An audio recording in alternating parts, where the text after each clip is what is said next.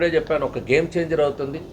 Microsoft అక్కడ ఎలా ఉందో గూగుల్ వైజాగ్కి కానీ ఆంధ్రప్రదేశ్లో ఈ ముఖ చిత్రాన్ని మార్చే విధంగా ఇప్పటి వరకు వైజాగ్ని సిటీ ఆఫ్ డెస్టినీ అనేటువంటి మాటలు ఉంటే భవిష్యత్తులో సిటీ ఆఫ్ డిజిటల్ సిటీ గాను లేకపోతే సిటీ ఆఫ్ టెక్నాలజీ గాను ఈ రకంగా సంబోధించేటువంటి రోజులు రాబోతుంది. ఇప్పటివరకు ఫైనాన్షియల్ క్యాపిటల్ అనేవాళ్ళు. ఎప్పుడు కూడా ఆంధ్రప్రదేశ్కి కంబైన్డ్ స్టేట్లో కూడా ఫైనాన్షియల్ క్యాపిటల్గా ఇక్కడ, ఎందుకంటే లాజిస్టిక్స్ ఉన్నాయి, టూరిజం ఉంది, ఇండస్ట్రీస్ ఉన్నాయి, ఐటీ, ఫార్మా అన్నీ ఉన్నప్పుడు ఇది ఒక ఫైనాన్షియల్ సిటీగానే మాట్లాడుతూ ఉండేవాళ్ళం. రాబోయే కాలంలో ఇది డెఫినెట్గా ఒక టెక్నాలజీ క్యాపిటల్గా కూడా అభివర్ణించేటువంటి పరిస్థితి వస్తుంది. ఏదే డిజిటల్ క్యాపిటల్గా కానీ ఇట్లాంటి పదాలు భవిష్యత్తులో చూడబోతున్నాం. ఈ పరిశ్రమలన్నీ కూడా రావడం వల్ల అని చెప్పి మీ అందరికీ తెలియజేస్తూ, ఇప్పుడు పెట్టుబడిదారుల్ని అనేక అడ్డంకులు పెట్టి ఆపాలని చూస్తున్నారు. భూములు ఇచ్చేటువంటి వాళ్ళు కానీ, భూములు ఎక్కడైనా మనం ఎక్వైర్ చేసి ఇవ్వాలనుకుంటే మళ్ళీ అక్కడ కేసులు పెడుతున్నారు. మీరు చూశారు టీసీఎస్ విషయంలో కానీ, తుర్లువాడలో మొన్న రీసెంట్గా పెట్టినటువంటివి కానీ. రైతుల ముందుకు వస్తున్నారు. రైతులు ఏదైనా నెగోషియేట్ చేస్తే గవర్నమెంట్ కూడా, సీఎం కూడా చాలా ప్రోగా, ఈవెన్ డీవామ్ పట్టాస్ కూడా వాళ్ళు క్లియర్ చేయాలని చూస్తున్నారు. కానీ ఇక్కడ పరిశ్రమలు, పెట్టుబడులు వస్తే ఈ ప్రభుత్వానికి మంచి పేరు వస్తుంది అనేటువంటి ఉద్దేశంతో దీన్ని ఏ రకంగానైనా చెడగొట్టాలనేటువంటి ఉద్దేశంతో ఈరోజు ఏదైతే పోయినటువంటి బ్రాండ్,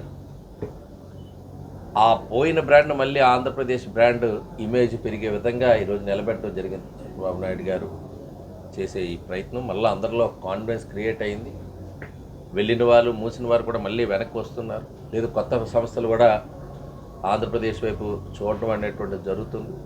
కాబట్టి ఉండేటువంటి అన్ని అవకాశాలు కూడా మన రాష్ట్రం వైపు తీసుకొచ్చే విధంగా ఈరోజు చర్యలు తీసుకుంటున్నామని చెప్పి తెలియజేస్తూ, మరి గతంలో మాదిరిగా ఆ రోజు హైదరాబాద్ని ఏ రకంగా ఐటీ రంగంలో అగ్రగామి చేశారు, ఆ అనుభవంతో రానున్న రోజుల్లో విశాఖ కానీ, ఆంధ్రప్రదేశ్ కానీ, ఒకవైపు అమరావతిలో క్వాంటమ్ వ్యాలీ, విశాఖలో గూగుల్ సంస్థలు ఒక గేమ్ చేంజర్ కాబోతున్నాయని చెప్పి తెలియజేయడానికి చాలా ఆనందంగా ఉంది. దీని ద్వారా ఈరోజు చంద్రబాబు నాయుడు గారికి, నారా లోకేష్ గారికి విశాఖ ప్రజల తరపున ధన్యవాదాలు తెలియజేయటమే కాదు, ఒక అనుకూలమైనటువంటి, ఒక సానుకూలమైనటువంటి ఒక వాతావరణాన్ని క్రియేట్ చేయాల్సినటువంటి బాధ్యత మనందరికీ ఉంది. డెఫినెట్గా అది సాధ్యపడుతుంది. ఇప్పటివరకు ఒక బ్యూటిఫుల్ సిటీగానే, ఒక ఈస్టర్న్ ఘాట్స్తో చక్కటి కొండల నడుమ ఒక సముద్ర తీరం, అట్లాంటి పర్యాటకులను బాగా ఆకర్షించుకునేటువంటి నగరంగా ఉన్నటువంటి నగరం ఫ్యూచర్లో ఒక డిజిటల్ సిటీ కాబోతున్నందుకు దానికి తగ్గట్టుగా ఇప్పటికే ఆ రోడ్ మ్యాప్ కానీ అన్నీ కూడా ముందుకు వెళ్తున్నాయని చెప్పి తెలియజేస్తూ, ఒక శుభ పరిణామం. ఇంకా అనేక ఇన్వెస్టర్స్ విశాఖ రావాలని చెప్పి మనస్ఫూర్తిగా కోరుతూ, విశాఖలో గూగుల్ సంస్థతో ఒప్పందం కుదుర్చుకోవడం అంటే, గూగుల్ అనేటువంటిది ప్రపంచంలో ఒక దిగ్గజ సంస్థ. ఐటీ రంగంలో కానీ, డిజిటల్ రంగంలో కానీ, ఏఐ రంగంలో కానీ ఈ రాష్ట్రానికి పెట్టుబడులు తీసుకురావడంలో కొత్త రాష్ట్రం గత పాలకుల నిర్లక్ష్యం వల్ల అన్ని రకాల పెట్టుబడులు వెనకెళ్ళినటువంటి పరిస్థితుల్లో ఈ 16 నెలల్లో పెద్ద ఎత్తున పెట్టుబడులు తీసుకుని వచ్చి, అందులో ఆంధ్ర రాష్ట్రంలో ఒకవైపు అమరావతిలో క్వాంటమ్ వ్యాలీ, విశాఖలో గూగుల్, ఇవి రెండు కూడా గేమ్ చేంజర్లు కాబోతా ఉన్నాయి. ఈ రాష్ట్రానికి అభివృద్ధికి దోహదపడేటువంటి అనేక పరిశ్రమలు సీఎం చంద్రబాబు నాయుడు గారి అనుభవం కానీ, ఆయనకు ఉండేటువంటి ఆ విజన్ కానీ, ఇన్వెస్టర్స్ విశాఖలో గూగుల్ సంస్థతో ఒప్పందం కుదుర్చుకోవడం అంటే గూగుల్ అనేటువంటిది ప్రపంచంలో ఒక దిగ్గజ సంస్థ. ఐటీ రంగంలో కానీ, డిజిటల్ రంగంలో కానీ, ఏఐ రంగంలో కానీ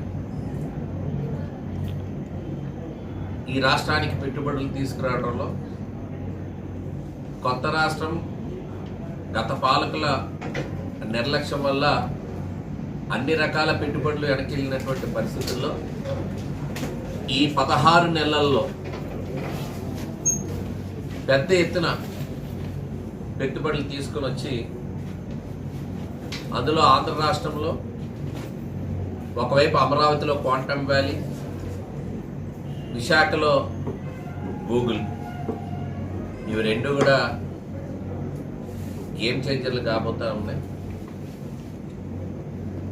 ఈ రాష్ట్రానికి అభివృద్ధికి దోహదపడేటువంటి అనేక పరిశ్రమలు సీఎం చంద్రబాబు నాయుడు గారి అనుభవం కానీ, ఆయనకు ఉండేటువంటి ఆ విజన్ కానీ, ఇన్వెస్టర్స్